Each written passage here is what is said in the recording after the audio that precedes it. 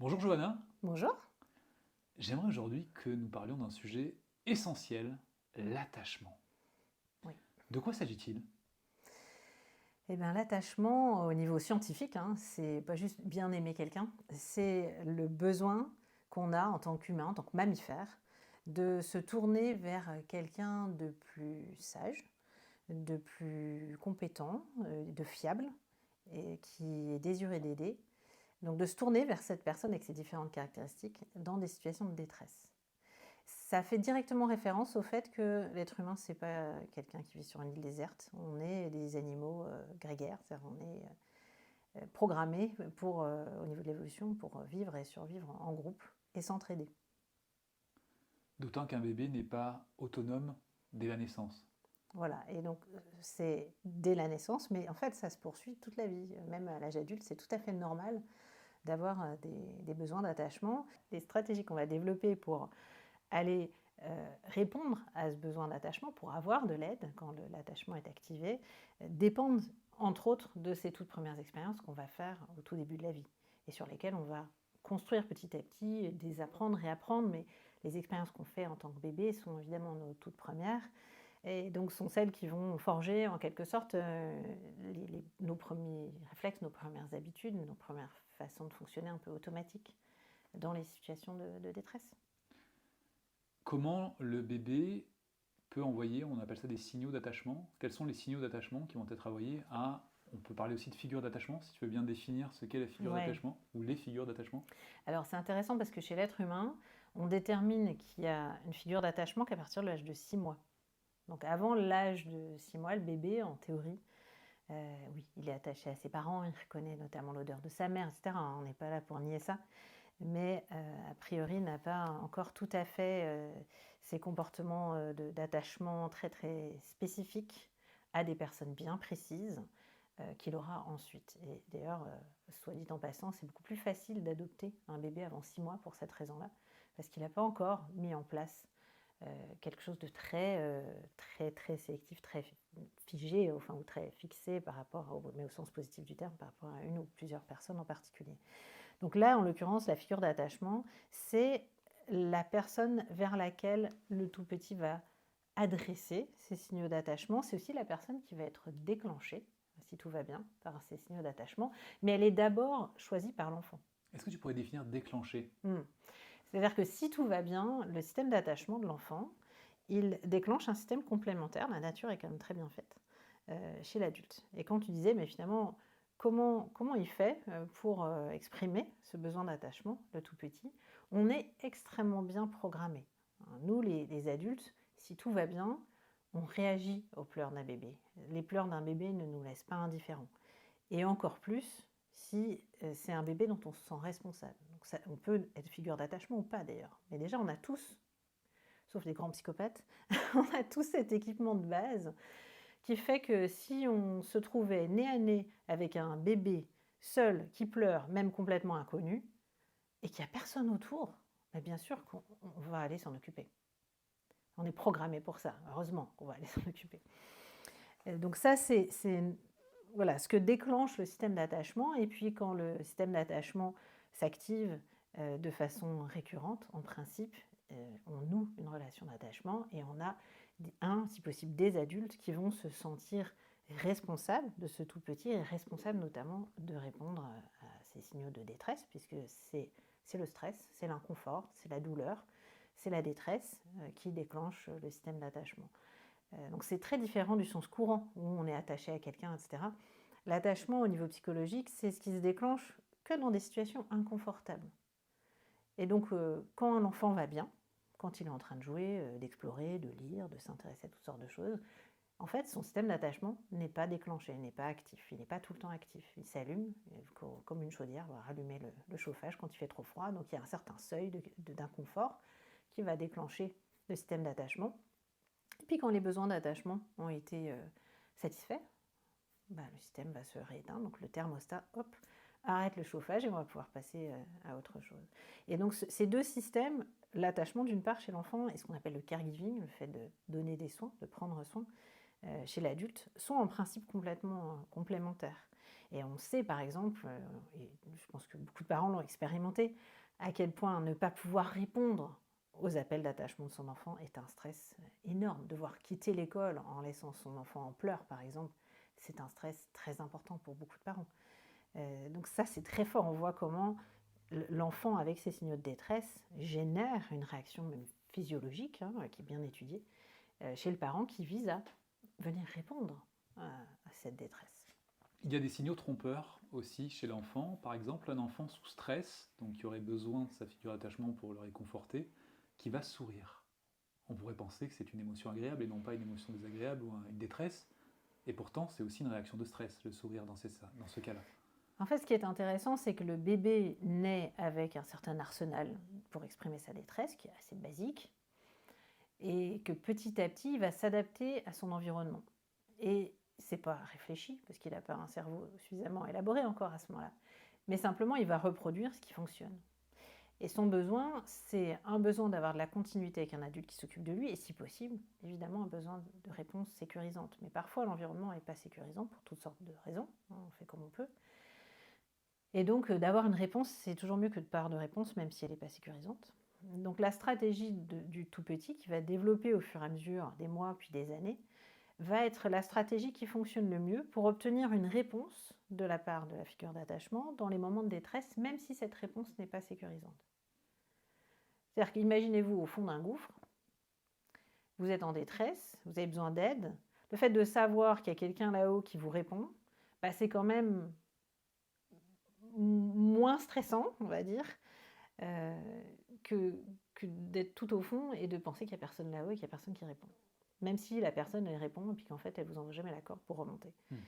Bon, je caricature un peu, mais c'est un peu ça l'idée, c'est qu'on sait quand même, dans le psycho de l'enfant notamment, qu'avoir une réponse même négative est préférable à ne pas avoir de réponse du tout. Tout ça pour dire que l'enfant va développer toutes sortes de stratégies à partir de son arsenal de base, les pleurs, les cris, etc., du tout petit, du bébé.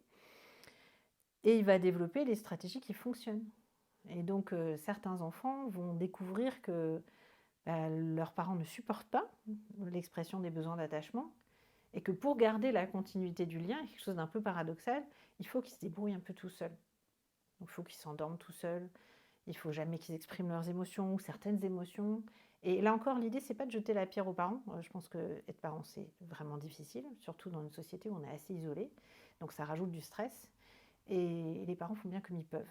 Donc là, l'idée, c'est de se décrypter, éventuellement se dire, tiens, si mon enfant réagit comme ça, c'est peut-être que je pourrais m'améliorer dans le lien, dans la façon dont je réagis sur tel ou tel point. Donc, il y a certains types de réponses parentales qui vont encourager le fait que l'enfant soit bien sage, que l'enfant soit souriant, que l'enfant appelle l'aide sur un certain mode.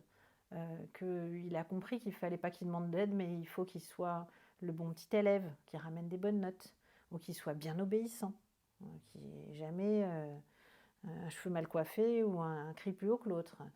Ça peut prendre toutes sortes de formes. Et je pense que beaucoup de parents qui nous écoutent vont aussi se reconnaître dans l'enfant qu'ils ont été là-dedans, dans les stratégies qu'ils ont eu à développer pour s'adapter. Et c'est des stratégies qui sont des moins mauvaises parfois, dans des environnements qui ne sont pas idéaux, mais qui sont les moins mauvaises, qui sont quand même des stratégies qui permettent de s'adapter et qui sont susceptibles de nous poser problème finalement, surtout qu'avec le temps, quand la personne change d'environnement et qu'elle pourrait avoir des personnes plus à l'écoute, plus chaleureuses, plus disponibles, tout simplement, et qu'elle continue de vouloir se débrouiller toute seule, par exemple. Donc là, c'est plus adapté, c'est un peu dommage. Et à l'inverse, il y a des enfants qui vont découvrir que ils ne peuvent pas exprimer de la détresse psychologique, d'exprimer des émotions, de la tristesse, l'angoisse, c'est des choses avec lesquelles leurs parents ne sont pas à l'aise. Mais les parents répondent à tous les coups quand ils ont mal au ventre. Et donc, c'est pas réfléchi, l'enfant ne fait pas exprès. Mais il a besoin d'aller trouver ce réconfort, il a besoin d'aller trouver des moments où le parent va s'occuper de lui, va lui répondre, va s'inquiéter pour lui, va manifester quelque chose.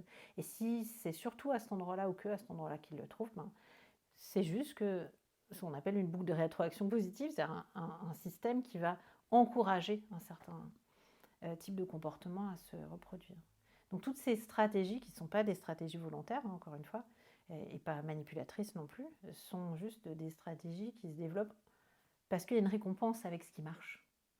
Et le circuit de la récompense, il fait qu'on reproduit dans notre cerveau, qu'on soit bébé, enfant, ado ou adulte, on reproduit ce qui marche, ce qui donne la satisfaction, ce qui rassure et ce qui donne du plaisir, évidemment. Et si un enfant donc sourit en situation de stress parce qu'il a compris, il a été conditionné par le fait que le parent va peut-être répondre à ses attentes en souriant, mais au contraire récolte de la part du parent des cris et tu me cherches, des accusations de ce type. Que se passe-t-il au niveau du besoin d'attachement? Est-ce qu'il se désactive ou il reste toujours actif? Que se passe-t-il en fait dans le corps et dans la tête de l'enfant? Alors, je pense que ça peut être assez varié. En tout cas, dans le scénario que tu décris, on n'a pas un enfant qui reçoit une réponse à son besoin d'attachement. Donc, en tout cas, pas une réponse sécurisante plutôt. Il reçoit une réponse, mais pas une réponse qui est sécurisante pour lui. Je ne sais pas s'il peut trouver une réponse qui fonctionne mieux, enfin un comportement qui génère une réponse qui fonctionne mieux. Ce qui est certain, c'est qu'on sait que quand le parent répond avec un comportement susceptible de faire peur à l'enfant, c'est quand même assez problématique. Alors là encore, je ne voudrais pas que les parents qui nous écoutent s'affolent et se culpabilisent et commencent à chercher des poux dans la tête de tous les moments où ils ont pu lever le ton et déraper en fait, crier, menacer, enfin ça peut arriver, ça peut être arrivé ponctuellement. Petite parenthèse, on peut réparer, le cerveau il est réparable et c'est super important, mais on peut revenir éventuellement plus tard, mais ça c'est une chose à avoir en tête. Mais voilà, si c'est quelque chose qui revient de façon récurrente, ça a été quand même assez bien étudié, que le tout petit ou même l'enfant plus grand qui a peur de sa figure d'attachement, ben, il ne sait pas trop quelle stratégie développer en fait. Il ne sait pas quoi faire pour recevoir un peu, ou essayer de solliciter un peu, de trouver un peu de sécurité dans les moments de stress, et notamment quand la source du stress c'est le parent. Oui. Quand le parent est effrayant alors que l'enfant est programmé à aller vers le parent pour avoir du réconfort quand il est effrayé, et qu'en même temps il est aussi programmé à fuir ce qui est effrayant, C'est un paradoxe. ouais, il se retrouve dans des situations vraiment difficiles, et non seulement difficiles psychologiquement, relationnellement, mais en fait, au bout du compte, physiologiquement, et qui va avoir un impact sur le cerveau et sur la formation du circuit des hormones de stress et sur cette capacité à s'apaiser, hein, qui va faire que ce circuit, il apprend non seulement, ok, je peux avoir des moments où j'ai peur, mais j'apprends aussi la recette pour me calmer. Il n'apprend pas la recette pour se calmer. Et il n'arrive pas à faire l'expérience que ce pourquoi on est programmé, quand ça ne va pas, je me tourne vers quelqu'un pour recevoir de l'aide. Il ne peut pas faire cette expérience-là. Et donc ça grève quand même un petit peu la santé mentale à l'échelle de la vie. Enfin, c'est quand même vraiment un facteur de risque au niveau santé mentale parce que cette peur, elle reste. On n'a pas ces moments d'extinction. On a besoin des fois de faire un reboot, comme on dit, de se mettre à zéro au niveau des hormones de stress. Donc là encore, hein, faut pas dramatiser, ça arrive pour tous les parents à un moment donné. Les parents sont plus forts, ils sont impressionnants, ils ont une grosse voix, ils sont beaucoup plus grands.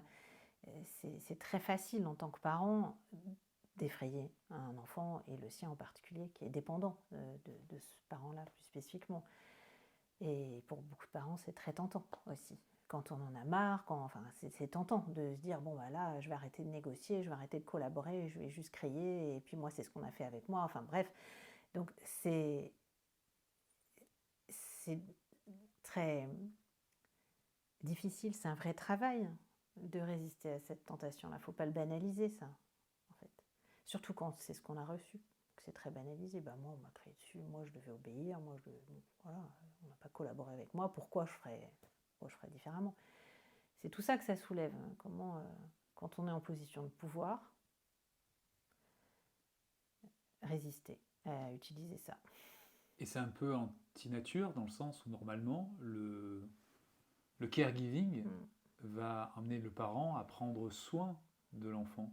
Donc qu'est-ce qui fait que le caregiving s'efface de la sorte face à ce conditionnement, justement? Est-ce que on peut parler du trauma qui vient altérer ceci chez l'adulte? Alors le trauma, aussi le stress d'une façon générale.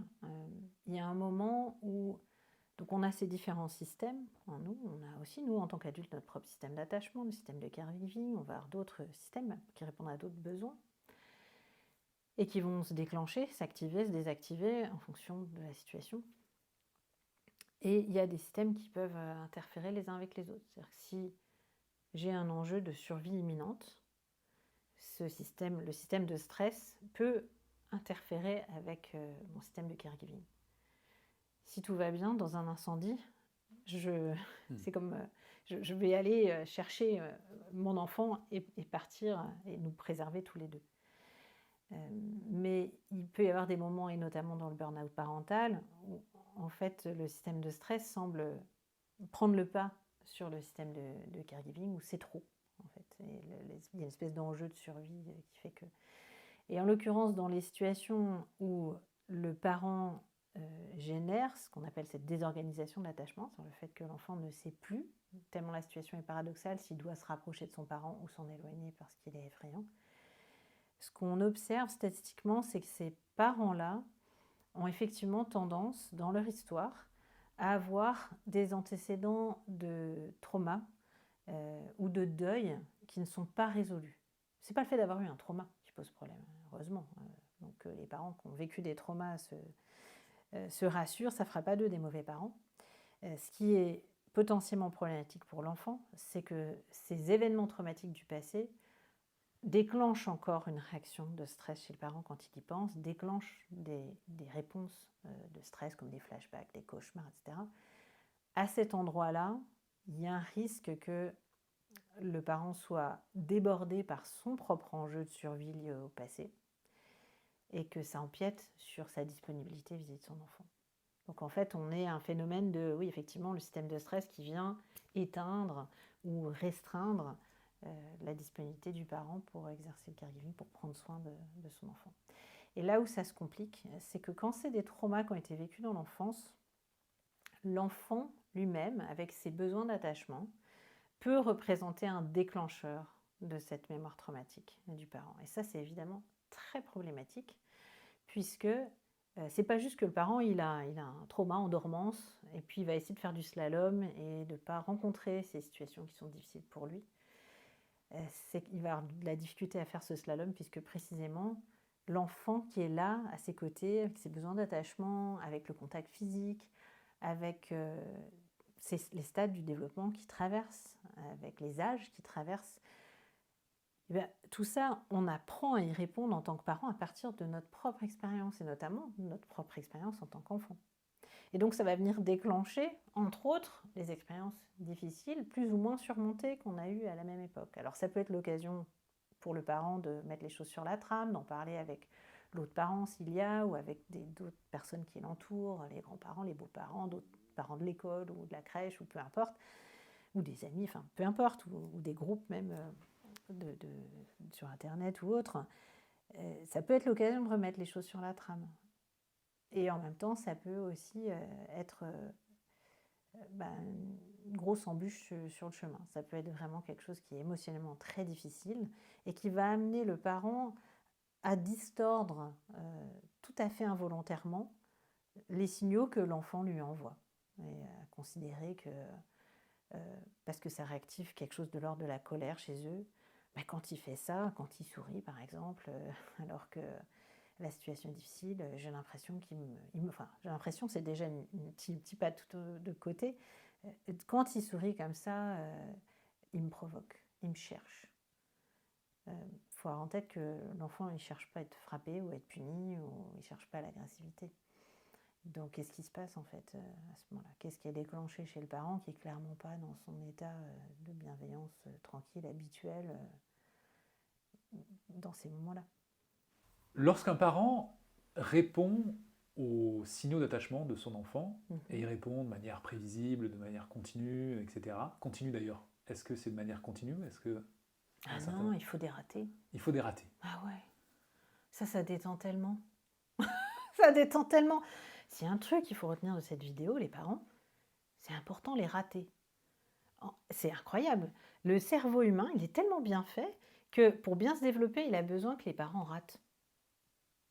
Génial. Bon, après, on peut avoir confiance on va arriver à rater en tant que parent. Ça arrive quand même régulièrement. Mais, il y a un mais quand même. Le raté, il va être constructif que s'il est suivi de réparation. Donc, évidemment, il faut des petits ratés, pas des gros ratés. Hein. Il ne faut pas traumatiser son enfant. Je n'ai pas dit ça.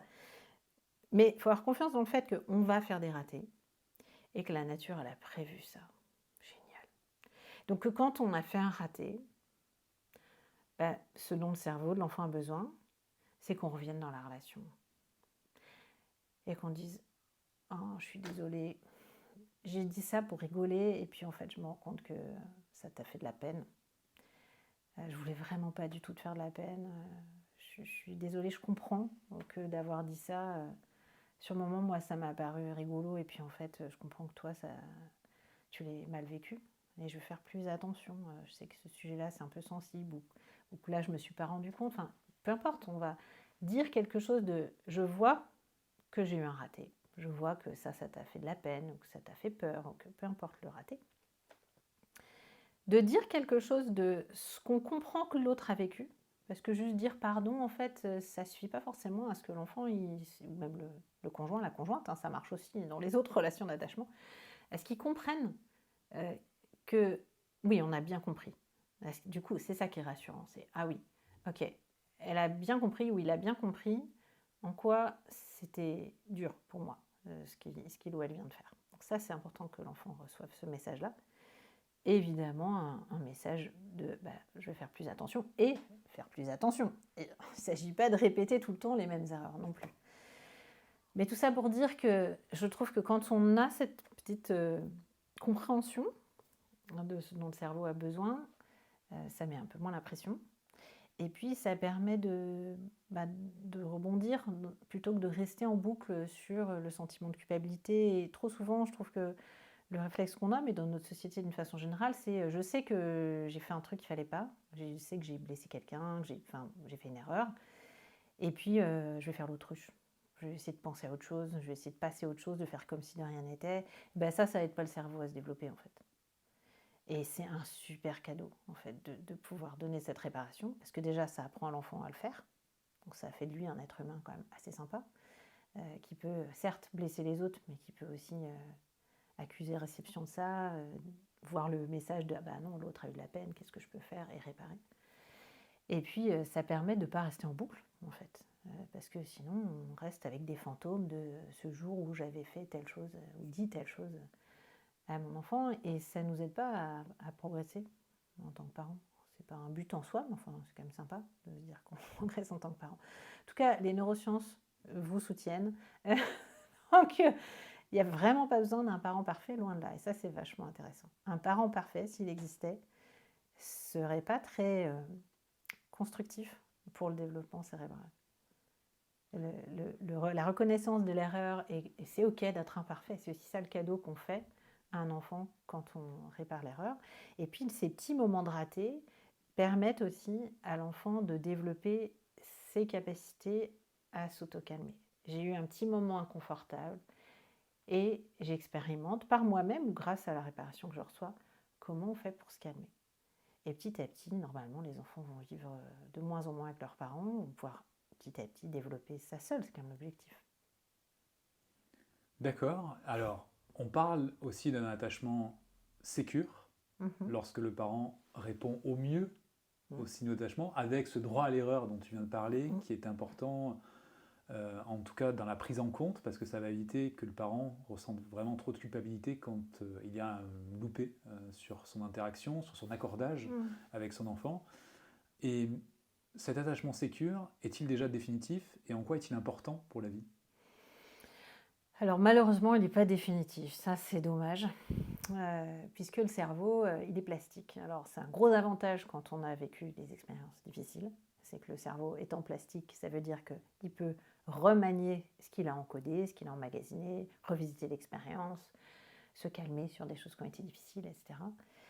Mais on peut aussi avoir fait des expériences de sécurité dans le lien d'attachement et puis rencontrer des expériences plus adverses, plus difficiles, et que ça se dégrade.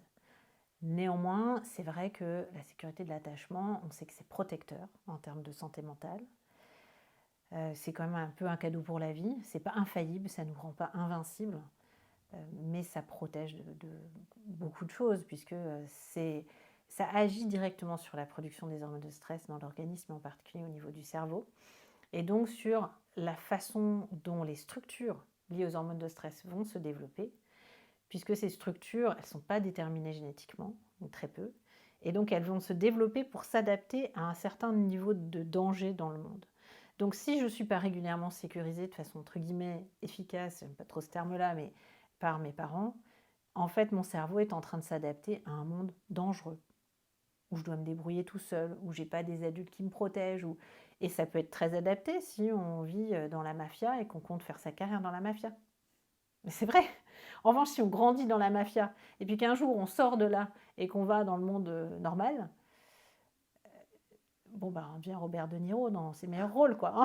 On devient complètement parano en fait parce qu'on est constamment dans l'expectative du danger. I am watching you. C'est vraiment ça. Alors que c'est pas adapté à un environnement normal où on n'est pas en guerre, où les gens n'ont pas des armes et où ils n'ont pas des mauvaises intentions la plupart du temps. Ouais. Donc c'est vraiment intéressant de penser cette réponse que le cerveau et l'enfant en l'occurrence va développer et vont développer aussi dans son cerveau comme une réponse à un certain type d'environnement et notamment à un certain niveau d'exposition aux hormones de stress, tout simplement. Donc si tout va bien, on a reçu cette sécurité et il en faut quand même des expériences difficiles pour que ça se remanie. Il faut avoir confiance en fait qu'on a un bon socle. Ça ne va pas se défaire tout seul si facilement que ça. C'est un beau cadeau, la sécurité, quand même, pour la vie.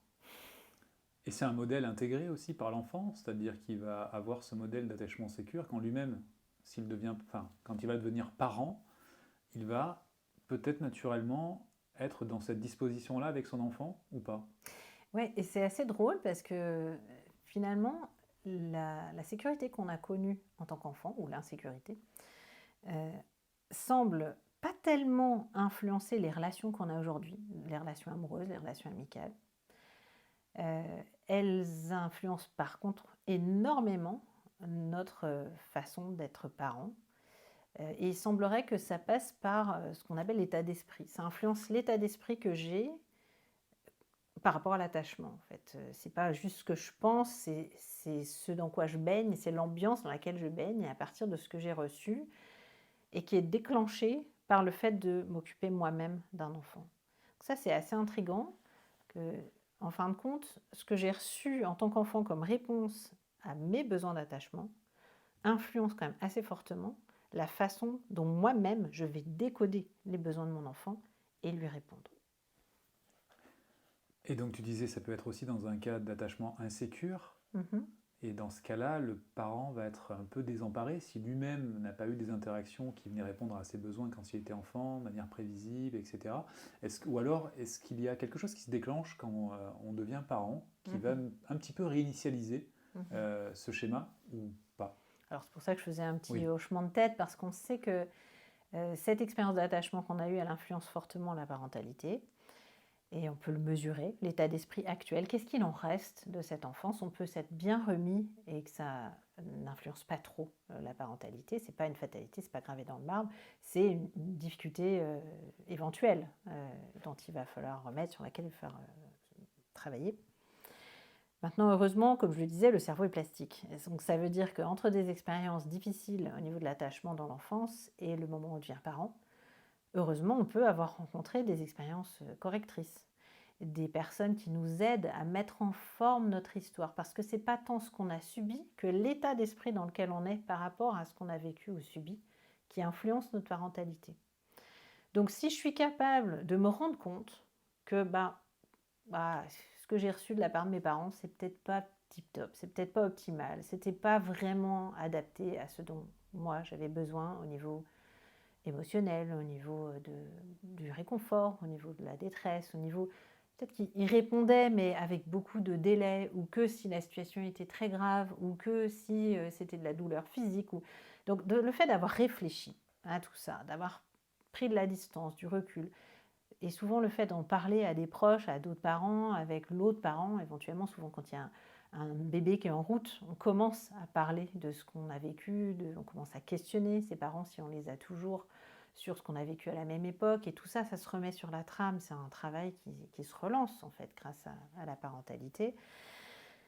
Et ça permet de...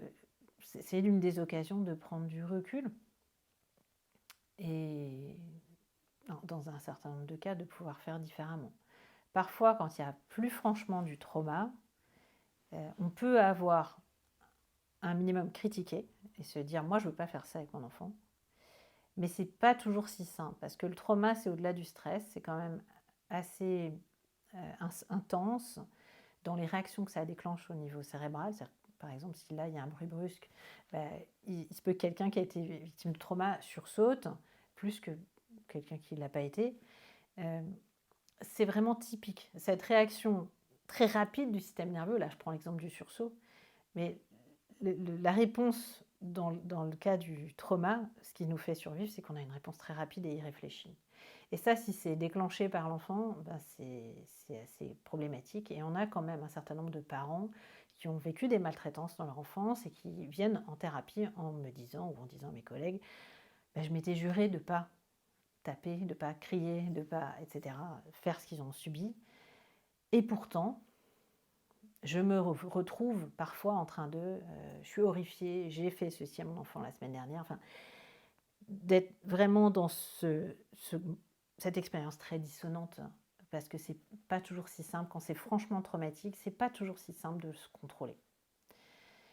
Et ça demande de vraiment bien gérer son stress, ça demande d'en avoir parlé autour de soi, de repérer les situations qui déclenchent les moments de fragilité parentale, les moments où on peut bugger, entre guillemets. Et généralement, un travail thérapeutique, à mon sens spécialisé, trauma, pas n'importe quelle thérapie, peut être vraiment très, très aidant, en fait, très efficace sur la parentalité. Beaucoup de parents se jugent durement en se considérant soit comme des bons ou des mauvais parents. Ce que tu évoques là dans l'attachement signifie qu'on a peut-être des parts de soi, plus ou moins maltraitantes, et qu'il y a quand même de toute façon ces parts-là qu'on peut nourrir et d'autres qu'on peut guérir, disons, pour laisser émerger cette empathie, cette bienveillance et cette capacité à prendre soin. Alors je vais être un peu provocatrice. Un parent qui n'est pas sous stress sera toujours un bon parent. Je caricature, hein, mais volontairement. Mais quand on est dans de très bonnes conditions, qu'on a du temps, qu'on n'est pas préoccupé, qu'on est en bonne santé, qu'on n'a pas 50 enfants qui nous sollicitent, c'est-à-dire qu'on a assez de temps par enfant par rapport aux besoins de cet ou de ces enfants, que dans des bonnes conditions matérielles, climatiques, sociales, enfin, qu'on n'a pas tous ces facteurs de stress, c'est facile d'être parent. On a cette disponibilité dont l'enfant a besoin pour qu'on décode ses signaux, qu'on y réponde, on n'est pas débordé. Et les trucs plus ou moins difficiles de l'enfance auront beaucoup plus de mal à prendre la main. On le sait tous, de façon très intuitive, même sans être parent. Sur la route, par exemple, si je rentre, qu'il pleut, que je suis fatiguée, c'est la fin de la semaine, j'ai hâte d'être rentrée, ou c'est la fin des vacances, tout le monde est épuisé, il y a des gens qui crient dans la voiture, et puis qu'il y a quelqu'un qui me fait une queue de poisson,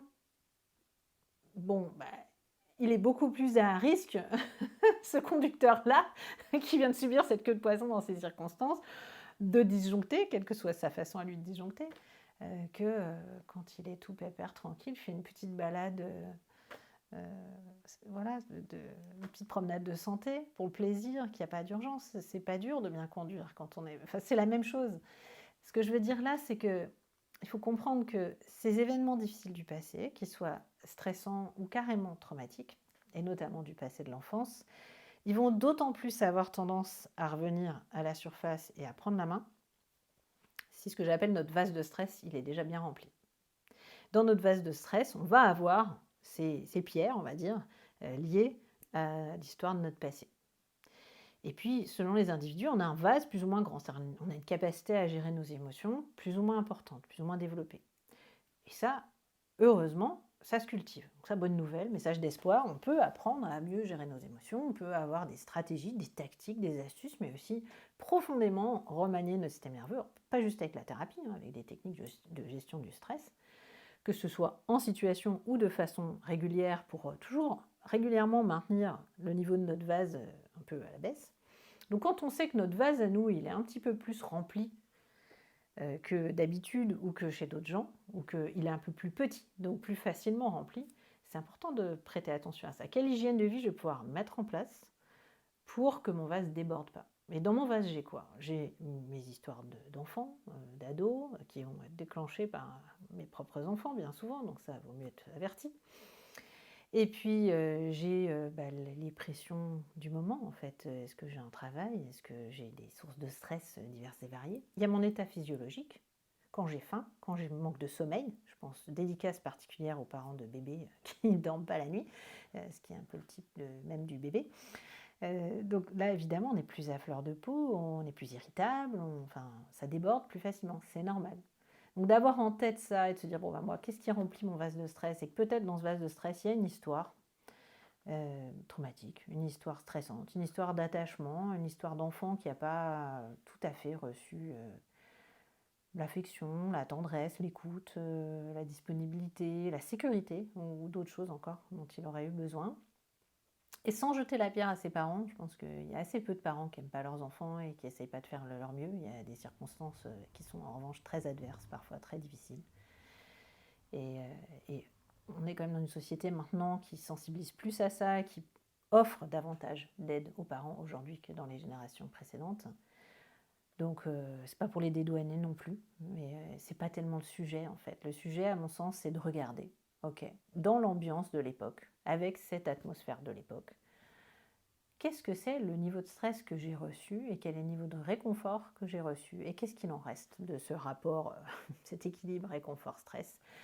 Quel est le paquet de cailloux que j'ai encore dans mon vase et dont je peux éventuellement me débarrasser ou que je peux éventuellement réduire.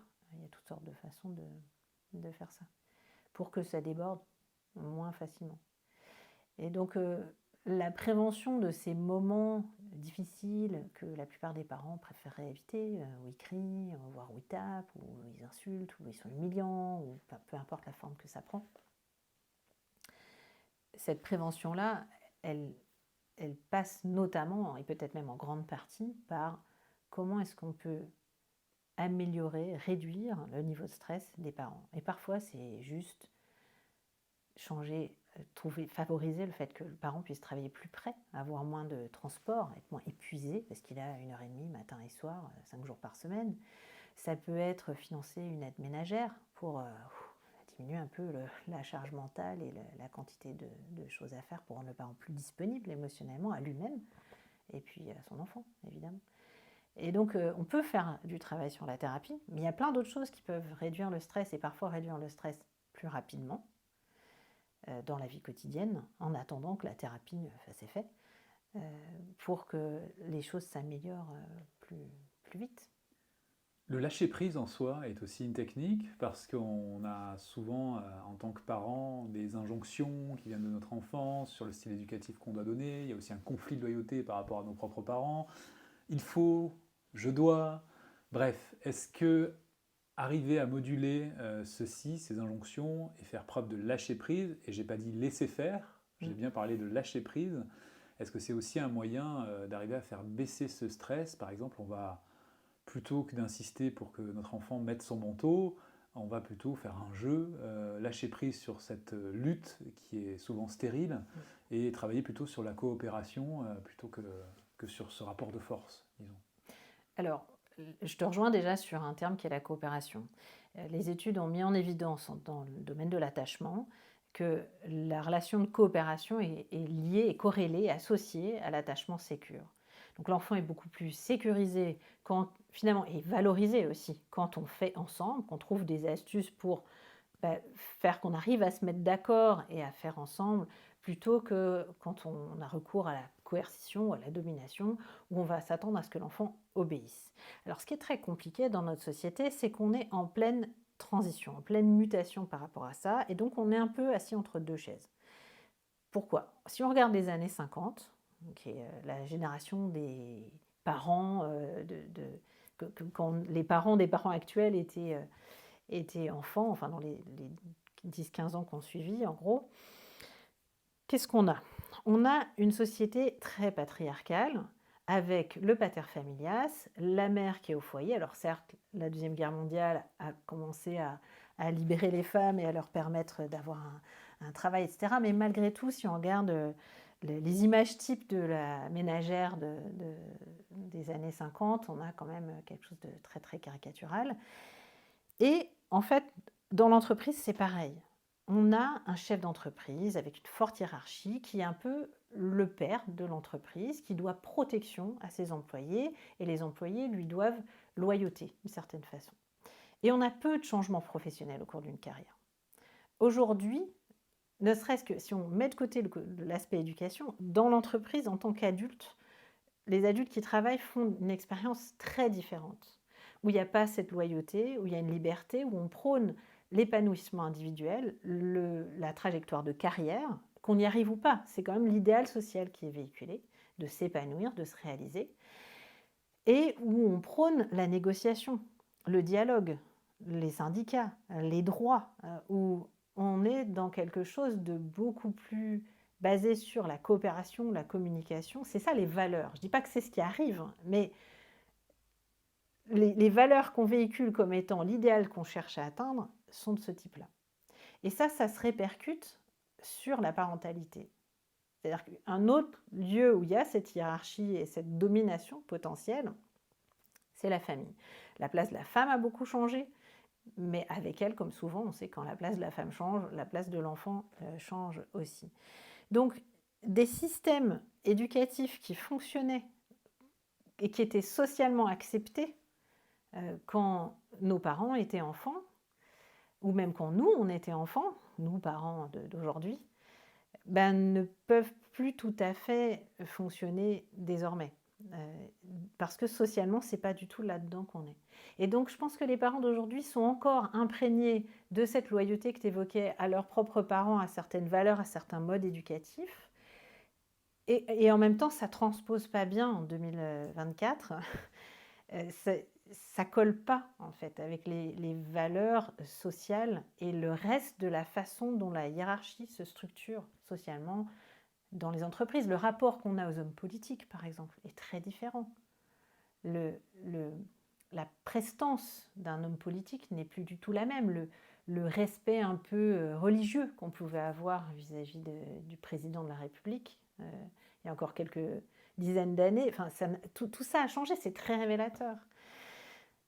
Donc, tout ça pour dire qu'on ne peut pas vraiment transposer des méthodes éducatives, des valeurs, des façons de fonctionner qui ont été tout à fait ordinaires et banales il y a 20, 30, 40, 50 ans, ou même plus, et qu'on est obligé de faire avec ce qui est là, mais qui est en même temps une bonne chose, le fait que les droits sont de plus en plus reconnus, la sensibilité individuelle, la trajectoire individuelle est de plus en plus valorisée. Mais pour les parents, c'est pas toujours très facile. Parce que ça implique de créer, ça implique de faire des choses qu'on n'a pas reçues. Et donc, comment est-ce que je coopère, comment est-ce que je fais pour ne pas recourir à la coercition, c'est-à-dire à forcer l'enfant. Et puis, il y a aussi beaucoup de parents qui essayent et puis qui se rendent compte qui s'en indignent, mais moi, quand on me disait ça, j'obéissais. Il faut être clair qu'on a eu cette éducation basée sur la peur, la menace et sur l'asymétrie, à l'apostrophe, asymétrie, entre l'adulte et l'enfant, et que c'est plus du tout les valeurs sociales qu'on véhicule de façon générale. C'est pas dans cette direction-là qu'on va, même si certains peuvent en être nostalgiques. Parce que faire quelque chose qu'on a reçu, c'est plus confortable, c'est plus simple, c'est plus facile. Il n'y a pas besoin de chercher des nouvelles solutions. Mais cette coopération, quand même, scientifiquement, elle est liée à cette sécurité de l'attachement. Et la sécurité de l'attachement est un facteur de protection en termes de santé mentale à l'échelle de la vie. Donc, c'est peut-être plus compliqué, mais peut-être que ça vaut la peine quand même d'investir là-dedans. Peut-être que ça vaut la peine de prendre un petit peu de temps, sans se mettre trop la pression, sans vouloir être ce parent parfait qui ne rate jamais, qui est tout le temps en sécurisant. Il faut bien garder en tête qu'il y a un truc hyper intéressant en théorie de l'attachement qui a été mis en évidence par la recherche, c'est que on a besoin d'être, pour que l'enfant se sente en sécurité, on a besoin de répondre en fait en tant que parent de façon adéquate, ajustée émotionnellement, que 30 à 50% du temps. Ça veut dire qu'on a droit à 50 à 70% de ratés. Alors, pas des gros ratés, hein. Pas de blague, hein, me faites pas dire ce que j'ai pas dit. Mais 30 à 50% du temps où on vise à peu près dans le mille, émotionnellement, on est bien ajusté. Bah là aussi, en fait, hein, ça permet de relâcher un peu la pression. Puis sur les 50 à 70% qui restent, on a droit à l'erreur et à réparer. On devrait y arriver. On va y arriver.